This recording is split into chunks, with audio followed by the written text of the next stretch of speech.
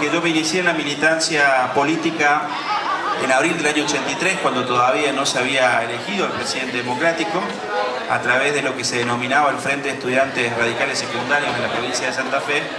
Y recuerdo haber viajado, por ejemplo, a la provincia de Buenos Aires, a la ciudad de Buenos Aires, a Capital Federal, y observaba un mismo escenario que se repetía en la peatonal de la ciudad de Santa Fe. Y que era que una vez recuperada la democracia, ganábamos las esquinas, quienes militábamos o participábamos de la política, y debatíamos con otras fuerzas.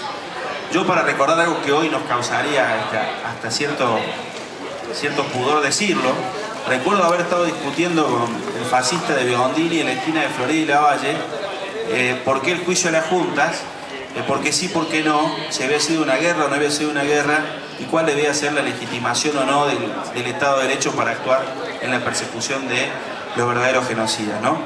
Digo, ese debate en el espacio público donde participábamos 60 o 70 personas, muchos tal vez motivados por la militancia política, pero luego muchos otros incorporados al debate como simples transeúntes, pero que se reconocían a su vez como ciudadanos que estaban recuperando algo que no habían podido ejercitar durante mucho tiempo. Por eso yo rescato esta iniciativa, porque me parece que es volver a tomar la posibilidad de que aquel ciudadano que tal vez no está imbuido de la discusión política vea este ámbito de debate y decida que integrarse y poder dar su opinión no es tan malo, al contrario, es absolutamente indispensable.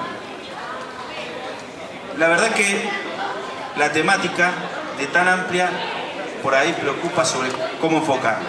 Digo, hablar de universidad, hablar de militancia, hablar de gestión, para mí que he pasado por la militancia universitaria tal vez me simplifique un poco las cosas. Pero cuando lo charlaba con los organizadores pidiendo algunas precisiones, ellos me manifestaban sobre todo la preocupación de cómo se contrapone esta cuestión de los principios que uno defiende o enarbola cuando milita en política, más allá de la militancia universitaria, lo hago integrativo, y cuando le toca estar en la gestión. Es decir, cómo se plantea esta dicotomía donde muchas veces el discurso puesto en la acción genera por allí o la confirmación, o la rectificación, o la incongruencia. La verdad que yo he pasado, como decía recién, tengo 42 años, empecé a los 14 años, voy a cumplir 28 años de militancia en una idea política, más allá de que pueda ser o no compartida por todos ustedes.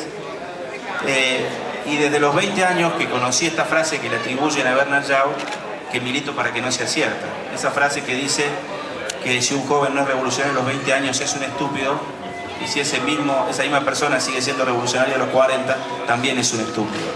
Entonces, imaginarse si es posible transitar la participación política, el compromiso con lo público, sin necesidad de traicionarse a uno mismo, y qué implica mantener la coherencia entre lo que uno ha defendido históricamente como principio de vida, como principio doctrinario o como actitud de compromiso frente a lo que cree que es válido de ser defendido, y cómo a su vez eso puede contrastar cuando uno le toca legitimar en acciones lo que ha sostenido. Y les puedo asegurar que siendo concejal de la ciudad, de esta ciudad, en esta gestión, la tarea, al menos para mí, ha resultado bastante difícil, al menos en el último tiempo, porque indudablemente a veces son magros los recursos intelectuales para tomar las decisiones adecuadas.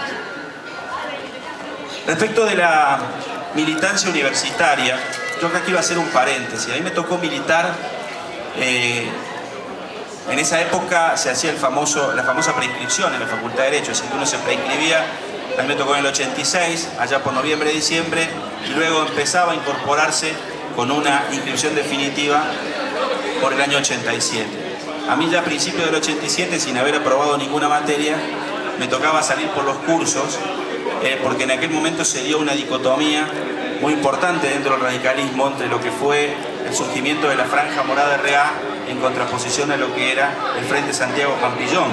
Se produjo un quiebre de carácter político, metodológico y diría hasta ideológico muy profundo dentro de lo que era la militancia universitaria del radicalismo. Y recién comentaba que para mí el valor que otorga la militancia universitaria tiene que ver básicamente con la posibilidad de construir en la diversidad, algo que no es siempre posible en los partidos políticos o en lo que denominamos comúnmente la militancia territorial. Porque allí uno se termina ligando con el pensamiento más afín y los consensos los construye en una faz, si se quiere, agonal, no arquitectónica, buscando el poder dentro del propio esquema en el que está. Que es necesario empezar a discutir en Argentina cómo se construye poder. Tal vez esa sea la deuda pendiente del sistema democrático. Si permanentemente vemos, y en esto quiero que lo interpreten como un análisis global, donde no me detengo en lo particular, en el ámbito o en la actitud de la chicana hacia ningún actor en particular de la política argentina, cómo la política argentina se parece a un gran calidoscopio, ¿no? Donde depende cómo lo movamos se construye la figura. Sectores que se anuncian como progresistas o que nos entusiasmábamos algunos amigos con ideas progresistas, de golpe pegan un viraje que no logramos comprender hacia dónde es. Sectores que lucharon por desterrar la presencia del menemismo en la política argentina y terminan aliados con el menemismo en la política argentina. Sectores que paradójicamente amagan con construir desde un discurso de izquierda y a la hora de sostener o preservar los pequeños espacios de poder que creen ellos que son más vitales que sus propias consignas históricas, terminan haciendo alianzas que son lisa y llanamente indescifrables desde el discurso, desde la historia y seguramente en la perspectiva de futuro.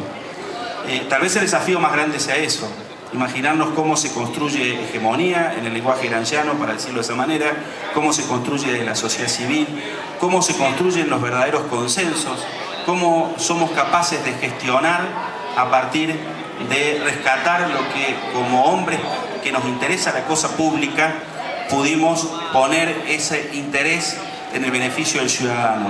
Yo siempre digo, cuando me toca intervenir en el Consejo y discutimos algunos temas trascendentes que tienen que ver con la afectación de derechos, que hay una enorme diferencia entre ser habitante y ser ciudadano. El ser habitante implica tener enunciado un derecho. El ser ciudadano implica tenerlo garantizado. Hay una enorme diferencia. Y tal vez nosotros tengamos esa deuda desde la dirigencia política o, como me gusta decir a mí, desde los militantes con responsabilidad política que hoy ocupamos circunstancialmente un lugar. ¿Cómo construimos poder? Pero cuando hablo de construir poder, no hablo del poder malentendido como lo visionamos habitualmente en la disputa política.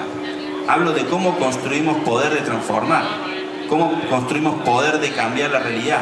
Cómo construimos poder para hacer realidad aquello que alguna vez soñamos, más allá de las circunstancias en las que nos toque estar parados hoy. Pero como por ahí mucho de mi pensamiento en aquel momento universitario estaba influenciado por dos personas que hoy están desaparecidas, lamentablemente por situaciones naturales, como Carlos Santiago Nino, como José Nicó, hicieron un aporte muy interesante a través de lo que era Ciudad Futura, La Chita Futura, ese periódico que nos abría la cabeza, por lo menos a quienes teníamos un pensamiento socialdemócrata y nos obligaba a rediscutir algunos paradigmas. Ahí he tomado yo siempre mi frase de cabecera, que no me pertenece obviamente, de Gramsci, de Antonio Gramsci, donde él dice: al pesimismo de la razón hay que anteponer el optimismo de la voluntad.